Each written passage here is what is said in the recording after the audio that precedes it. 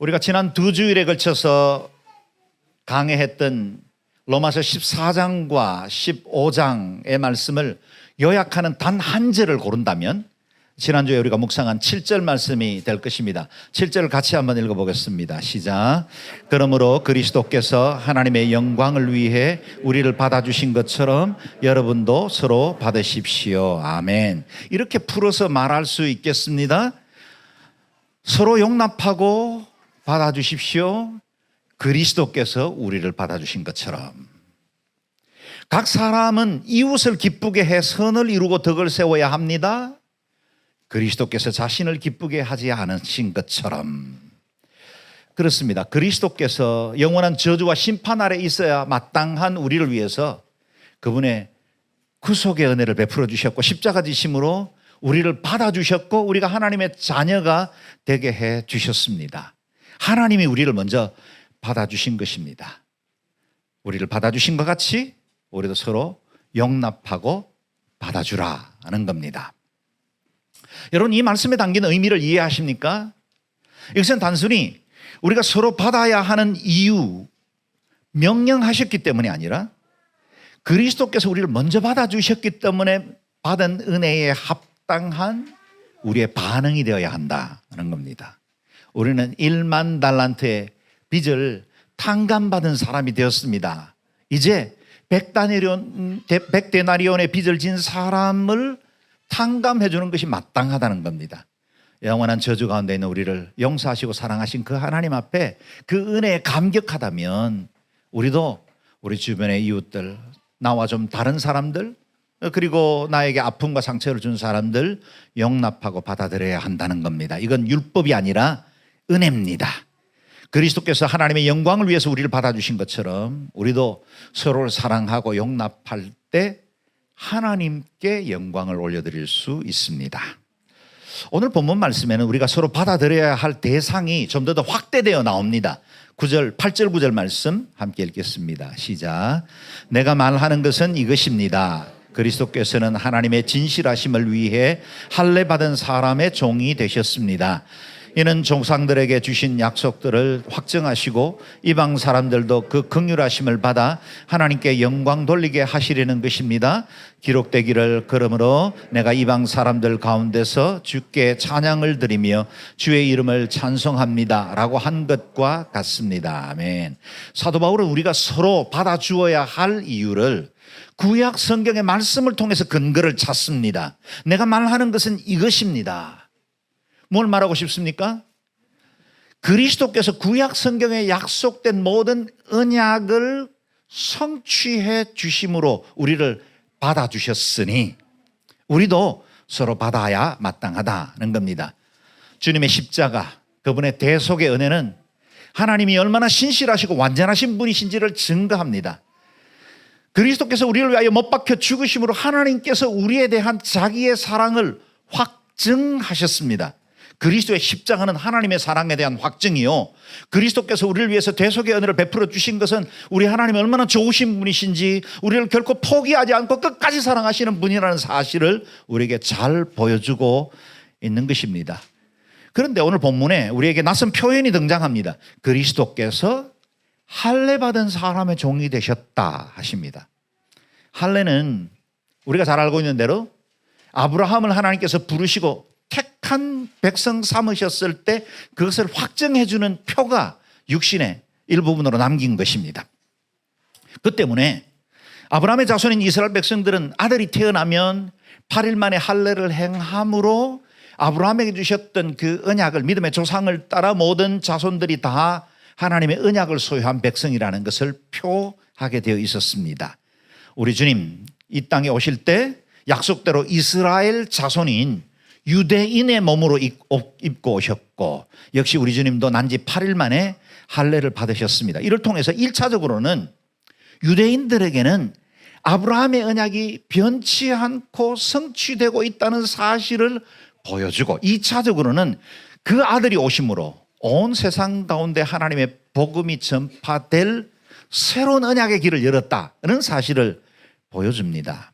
그래서 복음이 로마서 1장에서 우리가 묵상한 대로 첫째는 유대인에게요, 또한 헬라인에게로다. 먼저는 유대 사람에게요, 다음으로는 그리스 사람에게라고 표현한 것입니다.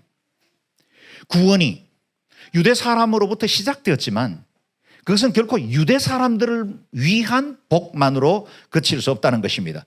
유대로부터 시작된 이 생명의 복음, 유대인으로 이 땅에 오신 예수 그리스도는 온 세상과 열방을 복 주시기 위해서, 그들에게 하나님의 생명을 증거하기 위해서 아브라함과 다윗의 자손으로 이 땅에 오셨다는 것입니다.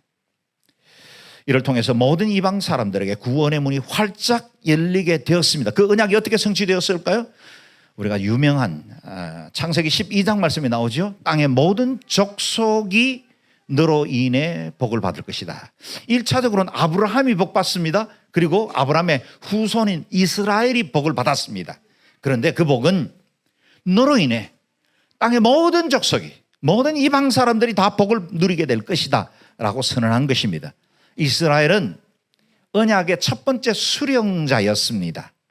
그들이 받아들임으로 인해서 그들은 복음의 참 감람나무가 되었고, 이후에 많은 이방인들이 돌 감람나무였는데 이 참 감람나무의 젖붙임으로 인해서 그들이 생명의 복음을 함께 누리게 되었다는 겁니다. 이것이 하나님의 언약의 성취이고 예수 그리스도 안에서 완성된 것입니다. 그러므로 유대인 성도들은 이방인 성도들을 있는 모습 그대로 받아들여야 하고, 이방인 성도들 역시 유대인들을 존중하고 그들이 가지고 있는 그 언약을 용납하고 그들의 신앙생활을 존중해야 한다는 겁니다. 우리가 서로 다르다는 사실 때문에 갈등하고 분열해서는 안 된다는 겁니다. 하나님은 유대인 사랑하십니다. 하나님은 이방인도 사랑하십니다. 하나님은 나를 사랑하십니다. 동시에 우리 곁에 있는 모든 사람들을 사랑하십니다. 하나님은 우리 신앙 공동체를 사랑하시고 우리를 통해서 예배 받으십니다. 동시에 아직도 그리스도를 알지 못하는 사람들에게도 여전히 하나님의 사랑은 결코 제한되지 않습니다. 사도 바울은 하나님께서 이방 사람들을 위한 구원을 어떻게 계획하셨는지를 구약 성경에 4개의 말씀을 통해서 확정하고 있습니다. 먼저 첫 번째 말씀은 시편 18편 49절의 말씀을 인용한 거죠. 그러므로 내가 이방 사람들 가운데서 주께 찬양을 드리며 주의 이름을 찬송합니다. 유대인과 이방인이 함께 주를 찬양하게 한 것, 이 사실은 신약 시대에 이루어진 것이 아니라 구약 시대 때부터 말씀으로 예표되었고 그 언약이 신약 시대에 성취되었다는 겁니다. 둘째 말씀은, 그리고 또 넷째 말씀까지 10절에서 12절 말씀에 연이어 기록되어 있습니다. 같이 먼저 말씀을 읽겠습니다. 시작. 또 말하기를 이방 사람들아 주의 백성과 함께 기뻐하라 라고 했고, 또 말하기를 모든 이방 사람들아 주를 찬양하며 모든 백성들아 그를 찬송하라 라고 했으며, 또 이사야가 말하기를 이새의 뿌리 곧 이방 사람들을 다스리기 위해 일어나시는 이가 있으리니 이방 사람들이 그 안에 소망을 둘 것이다 라고 했습니다. 아멘. 둘째 말씀은 신명기 32장 43절의 인용이죠. 이방 사람들아 주의 백성과 함께 기뻐하라. 우리 하나님을 기뻐하는 것이 유대인들에게만 주어진 것이 아니라 모든 이방 사람들이 함께 주의 그 은혜를 기뻐하고 감사하라 합니다. 셋째 말씀은 시편 117편 1절 말씀의 인용이죠. 모든 이방 사람들아 주를 찬양하며 모든 백성들아 그를 찬송하라. 이방 사람들이 주를 찬양하고 모든 열방이 주께 함께 찬양하고 예배하라 말씀하십니다. 넷 번째 말씀은 이사야 11장 10절 말씀의 인용입니다. 이새의 뿌리 곧 이방 사람들을 다스리기 위해 일어나시는 이가 있으리니 이방 사람들이 그 안에서 소망을 둘 것이다. 이새의 뿌리 곧 다윗의 자손으로 오신 예수 그리스도를 통해 모든 인류가, 모든 백성들이 소망을 얻게 될 것이다. 구원의 소망, 영생의 소망, 하나님의 자녀의 소망, 천국에 대한 소망을 얻을 수 있게 될 것이다 그랬습니다. 그리고 그 소망은 유대인들에게 제한되지 않고 모든 이방인들에게도 소망이 될 것이다 하는 겁니다. 보십시오. 율법서에도 시가서에도 예언서에도 다 유대인의 구원과 함께 이방인을 향한 그 구원의 계획들이 담겨 있습니다. 모든 구약의 언약들은 예수 그리스도 안에서 성취된 것입니다. 그래서 하나님은 이스라엘과, 현대 이스라엘과 아랍 백성들이 함께 주를 찬양하기를 원하십니다. 백인이나 흑인이나 황인이나 모든 피부색을 뛰어넘어 모든 사람들에게 복음이 전파되어지고 모든 사람들이 예수 그리스도 앞에 무릎 꿇기를 원하십니다. 이 한반도 땅에 남과 북이 하나 되어 하나님께 예배하기를 기다리십니다. 우크라이나와 러시아가 전쟁을 거치고 찬양하게 되기를 기다리시는 하나님이십니다.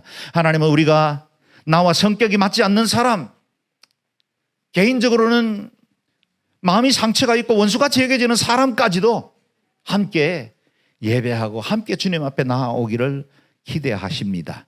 기성세대와 MZ세대도 또 우리 차세대들도 노인들과 아이들도 남자도 여자도 가릴 것 없이 모든 사람들이 함께 하나님 앞에 예배하기를 원하십니다.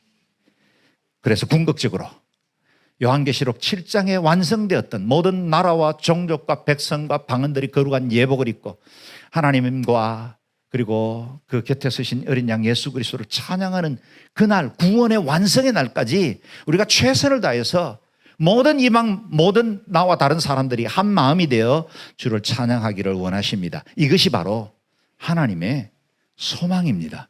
이 땅의 교회들을 향한 하나님의 기대이기도 합니다. 이것은 또한 바울의 소망이며 또한 그의 기도이기도 했지요. 13절 말씀 같이 읽어봅니다. 시작. 이제 소망의 하나님께서 여러분의 믿음 생활 가운데 모든 기쁨과 평강을 충만하게 하셔서 성령의 능력으로 소망이 흘러넘치게 하시기를 빕니다. 아멘. 저와 여러분의 하나님은 소망의 하나님이십니다. 하나님 안에 소망이 있습니다. 하나님을 붙들면 결코 소망을 잃어버리지 않습니다. 우리가 흔히 소망이라고 말할 때 그 소망은 지금 현실적인 어려움에 대해서 불만족하고 장차 무언가 더 나은 그 무엇을 우리가 추구할 때 소망이라는 단어를 씁니다.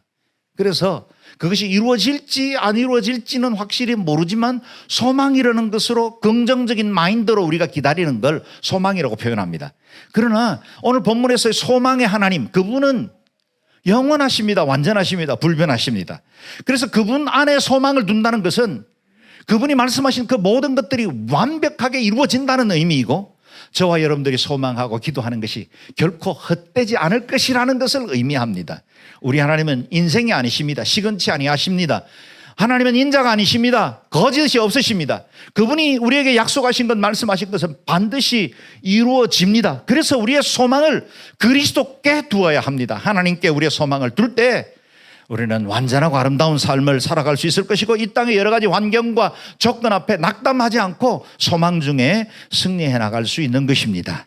우리가 살아가다 보면 소망 가졌지만 믿지만 때로는 실패하기도 하고 넘어지기도 하는데 우리를 넘어지던 그 모습 그대로 방치하지 아니하시고 하나님께서 우리에게 도울 자를 보내주셨습니다. 그분이 바로 보혜사 성령님이십니다.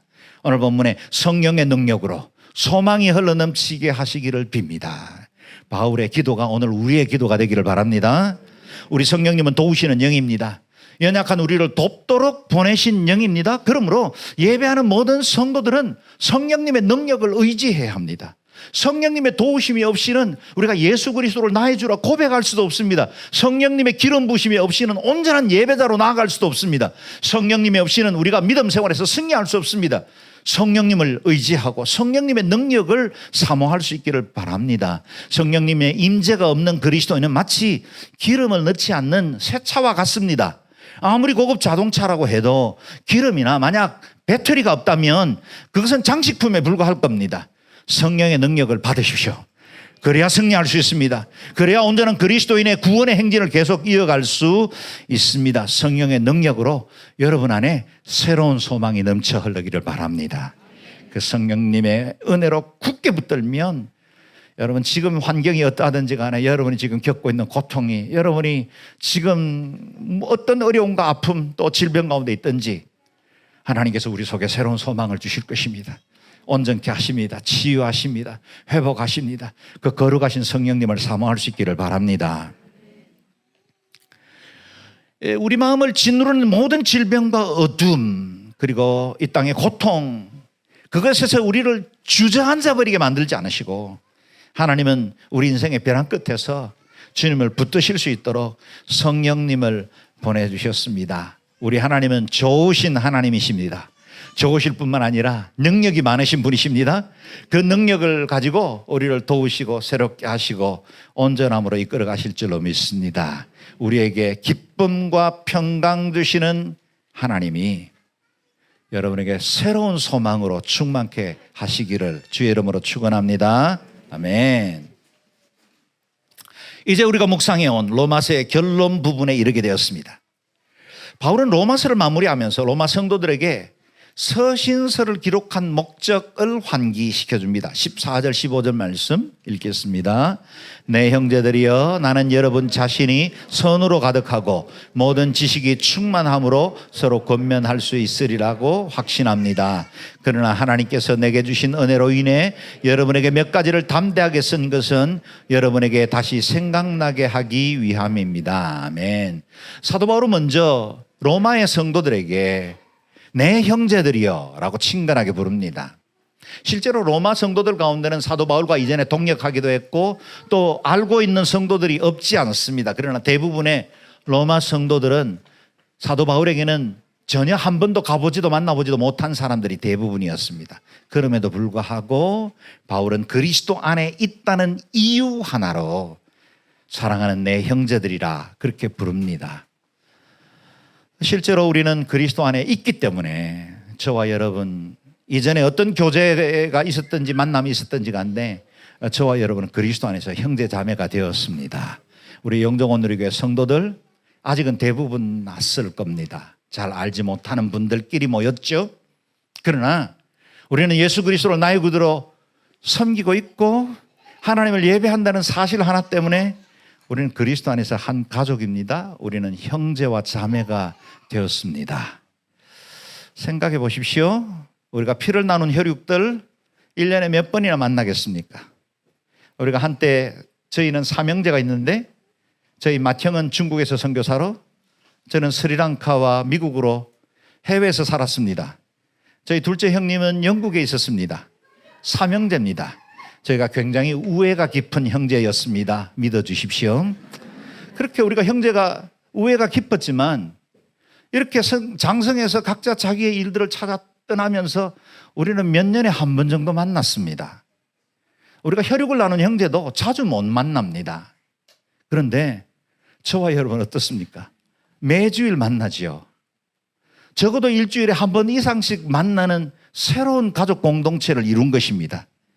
그래서 혈육이 중요하지 않아서가 아니라 우리 믿음 안에서 이룬 하나님을 한 아버지로 부르는 저와 여러분이 한 가족이요 형제 자매가 된 줄로 믿습니다. 그래서 서로 낯설고 서로 좀 어색하지만 여러분 한 걸음만 더 가까이 다가가 보십시오. 다 어색해서 쭈삣쭈삣 하는 겁니다. 여기서 차도 마시시고 또 김밥도 나눠 드시면서 먼저 여러분을 소개하시고 대화가 나눠지면 우리 모든 사람들이 다 형제 자매라는 사실을 서로 깨닫게 될 겁니다. 우리가 아우리치로 가서 선교지에서 예배를 드리다 보면 우리가 언어도 통하지 않고 우리의 예배 방식과 전혀 다르고 그들과 전혀 문화적으로 공유할 것이 없음에도 불구하고 처음 만난 그들이 형제라는 사실을 깨닫게 돼요. 함께 예배하다 보면 성령께서 매는 줄로 하나 되게 하신 그것을 경험할 수가 있어요. 우리가 예수 그리스도 안에서 한 형제 자매 됐기 때문에 성령님께서 매는 줄로 하나가 되게 하셨구나. 그래서 우리가 한 가족이구나 라는 사실을 알게 된 겁니다. 사랑하는 여러분, 저는 여러분의 형제입니다. 여러분 저의 형제 자매들입니다. 옆에 분들에게도 이렇게 한번 고백해 보십시오. 우리는 한 가족입니다. 어색하게 하지 마시고 다시 한 번 더. 우리는 그리스도 안에서 한 가족입니다. 아멘. 우리가 이렇게 그리스도 안에서 한 가족이 되었습니다. 이렇게 친근하게 형제라 부른 바울은 로마 성도들의 신앙을 먼저 칭찬하면서 본문을 이어갑니다. 로마 교회 형제 자매들은 선으로 가득하고 모든 지식이 충만함으로 서로 권면할 수 있으리라고 확신합니다. 그들의 신앙이 잘 준비된 믿음의 사람이라는 사실을 바울도 알았습니다. 그럼에도 불구하고 이 로마서를 통해서 구원의 복음의 핵심을 다시 정리해서 16장에 이르는 긴 편지를 다시 써야만 했던 이유가 뭘까요? 그것은 하나님께서 내게 주신 은혜로 인해 여러분에게 몇 가지를 담대하게 쓴 것은 이유는 여러분에게 다시 생각나게 하기 위함입니다 라고 발표합니다. 바울이 경험한 하나님, 바울이 깨닫게 된 그 하나님 구원의 진리, 그걸 전하고 싶었던 겁니다. 물론 로마 교회 안에는 이미 구원의 진리가 바로 서 있는 사람들도 있을 겁니다. 그러나 많은 성도들이 예수를 믿기는 하지만 아직도 교리적으로 제대로 정립되지 못한 막연한 믿음을 가지고 있었던 분들이 많을 겁니다. 그래서 로마서를 통해서 우리가 어떻게 구원을 받았으며, 우리가 어떻게 구원받아 의롭다 인정을 받고 하나님 앞에 계속해서 성화의 과정을 거쳐서 마지막 날에 영화의 자리에 이르길 때까지 우리가 믿음 생활을 해야 하는지, 또한 믿음 생활을 하는 우리는 어떻게 그리스도인 공동체 안에서 대사회적으로 어떻게 살아야 하는지에 관한 교리들을 잘 정리해서 삶의 실천과 함께 나눈 겁니다. 저는 우리 영정오늘에게 오신 성도들이 우리 중에는 아주 믿음이 좋고 잘 준비된 분들도 있는가 하면 한 번도 체계적으로 말씀을 배우거나 성경 공부해보지 못한 분들도 없지 않을 겁니다. 로마서를 쓴 바울의 의도와 같이 여러분이 이곳에 신앙 공동체가 되었거든, 여러분 안에 만약 믿음을 가진 것이 있다면 그것이 제대로 정리되기를 바라고, 동시에 여러분이 이제껏 경험하지 못했던 진리의 그 보고들을, 그 창고의 문을 열고 여러분의 보화로 삼을 수 있게 되기를 바랍니다. 오늘 이 교회는 엄청난 성경 양육 프로그램과 훈련들이 있습니다. 여러분들이 조금만 가까이 다가오면 여러분의 믿음과 삶을 새롭게 할 많은 훈련들이 준비되어 있습니다. 그래서 더 온전함으로, 더 새로워져서 더 강한 믿음의 사람으로 이 세대를 변화시키고 하나님의 그 뜻과 주님의 그 영광을 이것 가운데 드러내는 일에 쓰임받는 저와 여러분 되시기를 주의 이름으로 축원합니다. 바울이 경험했던 이 하나님을 증거하는데 바울은 그것도 다 쓰지 않았다. 몇 가지를 썼다고 오늘 본문에 이야기합니다. 바울이 몇 가지를 썼다고 하는데 16장에 이르는 긴 본문입니다. 그런데 바울은 이 몇 가지가 꼭 전해야겠다고 생각한 것, 복음의 정수들을 담은 것입니다. 얼마나 감사합니까? 바울이 이와 같은 열정을 가졌기 때문에 저와 여러분들이 오늘 은혜 받고 또 묵상할 수 있는 이 로마서가 우리 손에 주어졌습니다. 그래서 우리는 그 말씀을 통해서 우리도 거듭남을 확인하게 되었고 우리도 더 온전한 하나님의 사람으로 성장할 수 있게 된 것입니다. 로마서 얼마나 귀한 말씀입니까? 천국 가면요 아마 사도 바울을 만나게 될 텐데 그때 로마서를 기록해 주셔서 감사합니다 이렇게 우리가 인사해야 될지도 모르겠습니다. 바울이 하나님께서 우리에게 주신 은혜를 따라서 로마서를 썼다고 하는데 그 은혜가 무엇이었는지를 16절에 밝히고 있습니다. 같이 읽어봅니다. 시작. 이 은혜는 나로 이방 사람들을 위한 그리스도 예수의 일꾼이 되게 해서 하나님의 복음을 전하는 제사장 직무를 수행하게 하시려는 것입니다. 이로써 이방 사람을 제물로 드리는 일이 성령 안에서 거룩하게 돼서 받으실 만한 것이 되게 하시려는 것입니다. 아멘. 오늘 본문은 바울의 개인적인 감정과 같은 것입니다. 바울이 받은 은혜 중에 은혜는 그가 이방인들을 위한 그리스도의 일꾼으로 부름받았다는 사실을 말하고 있습니다. 자신이 받은 은혜 중에 은혜는 이방인을 위한 복음의 일꾼이 되었다는 겁니다. 제게 주신 은혜 중에 은혜는 하나님의 복음을 전할 수 있는 목사가 되었고 열방에 선교할 수 있는 선교사가 되었고 또 이와 같이 주의 교회를 개척해서 여러분과 함께 아름다운 예배 공동체를 세워나가는 것, 이보다 더 큰 은혜가 어디 있겠습니까? 여러분에게도 그런 은혜가 함께 하실 수 있기를 바랍니다. 이전에 바울은 율법에 특심한 나머지 나사렛 예수를 따르는 자들을 박해하려고 다메섹으로 가서 믿는 사람들을 체포하고 돌아오려고 했습니다. 그런데 그가 가던 그 길 뜻하지 않게 부활의 주님이 그를 만나주셨고 그는 자신의 야망과 그 열정이 꼬꾸라 떨어진 채로 말에서 떨어져서 주여 누이시옵니까 고백하게 됩니다. 그때 내가 핍박하는 예수다. 주님의 그 음성을 듣고 그는 돌아섭니다. 그리고 박해자가 곧바로 전도자가 된 것입니다. 이후에 그는 안디옥과 소아시아와 유럽과 마게도니아와 그리스에 이르기까지 이방 세계 곳곳에 정말 불같은 가슴을 가지고 하나님의 복음을 전파하는 자로 살았습니다. 수많은 박해와 핍박도 있었습니다. 돌에 맞아 그만 죽을 지경에 내버려진 적도 있었습니다. 수많은 위협을 받아야 했습니다. 그럼에도 결코 흔들리지 않고 예수를 위해 죽고 예수를 위해 살아왔습니다. 바울은 자신의 모든 사역과 부르심을 이렇게 한마디 단어로 정리했습니다. 하나님의 복음을 전하는 제사장 직무를 수행하게 하시려는 것이라. 제사장의 직무다 그랬습니다. 사도 바울은 자신의 사명을 제사장과 같은 직무라 불렀습니다. 구약의 제사장들은 거룩하신 하나님 앞에 백성들의 죄를 용서하기 위해서 제사를 대신 집례함으로 죄 가운데 있는 백성들을 하나님께로 이끌어가는 역할을 한 것입니다. 사도 바울 역시 이방에 여전히 흑암 가운데 있는 사람들에게 생명이신 복음을 전파함으로 그들이 하나님께로 나아올 수 있는 제사장 역할을 감당했다는 겁니다. 그렇다면 제사장 바울이 하나님께 바치는 제물이 무엇일까요? 오늘 본문에는 이방 사람이라 그렇게 표현을 합니다. 이방 사람들이 하나님 앞에 나아가는 제물이 되게 한 것이다. 좀 낯선 표현이죠. 여러분, 이방인들이 어떻게 제물이 될 수 있겠습니까? 유대인들의 관점으로 보면 이 말씀이 무슨 의미인지를 쉽게 이해합니다. 유대인들에게는 하나님 앞에 드리는 제물은 언제나 가장 정결하고 귀한 것을 드려야 했습니다.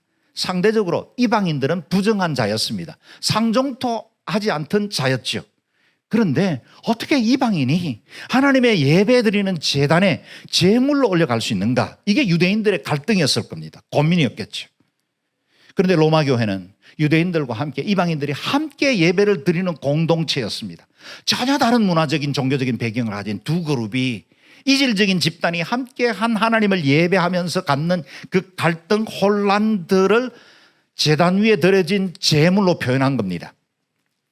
유대인도 이방인도 예수 그리스도를 믿는 믿음으로만 거듭날 수 있고, 만약에 거듭난 사람이라면 정결하게 되었다는 사실을 오늘 본문을 통해서 선포하는 것입니다. 그래서 이방 사람을 제물로 드리는 일이 성령 안에서 거룩하게 돼서 받으실 만한 것이 되었다라고 선언한 것입니다. 이제는 하나님 앞에 드려질 만한 정결한 사람이 되었다. 그 제사가 이어지고 또 이어져서 2000년이 지난 이후에 조선 땅에 이르게 되었고, 그 복음이 오늘 저와 여러분에게까지 이르게 된 겁니다. 우리는 이방 사람이었습니다. 외인이었고 소망이 없는 자였습니다. 바깥에 있는 자였어요. 그런데 하나님께서 예수 그리스도의 구속으로 말미암아 구원의 복음의 문을 열어주었고, 이후에 그 복음의 문이 이방 모든 세계에 활짝 열려서 오늘 저와 여러분에게까지 이 복음이 전파되어졌고, 우리가 예배하고 우리가 하나님 앞에 경배하는 거룩한 제물이 될 수 있었다는 겁니다. 그래서 예수 그리스도 안에서 거듭난 모든 사람들은 성령 안에서 거룩하게 되고 하나님 앞에서 향기로운 제물이 된 것입니다. 그럼에도 불구하고 바울은 이 모든 일을 행하신 분은 자신이 아니라 하나님이라는 사실을 증거합니다. 17절에서 19절 말씀 읽겠습니다. 시작. 그러므로 내가 그리스도 예수 안에서 하나님의 일에 대해 자랑할 것이 있습니다. 하지만 그리스도께서 이방 사람들을 순종하게 하시려고 나를 통해 이루신 일 외에는 감히 아무것도 말하지 않겠습니다. 그것은 말과 행동으로, 표적과 기사의 능력으로, 하나님의 성령의 능력으로 이루어졌습니다. 그래서 나는 예루살렘에서 일루리곤까지 두루 다니며 하나님의 복음을 널리 전파했습니다. 아멘. 바울은 이방인의 사도로서 자신의 생명을 바쳐서 하나님의 복음을 전파하는 일에 자신의 삶을 드렸습니다. 그러나 그 자신에 대해서는 아무것도 드러낼 것이 없고 오로지 하나님께서 행하신 일들만 자랑하겠다 합니다. 얼마나 중요한 신앙 고백입니까?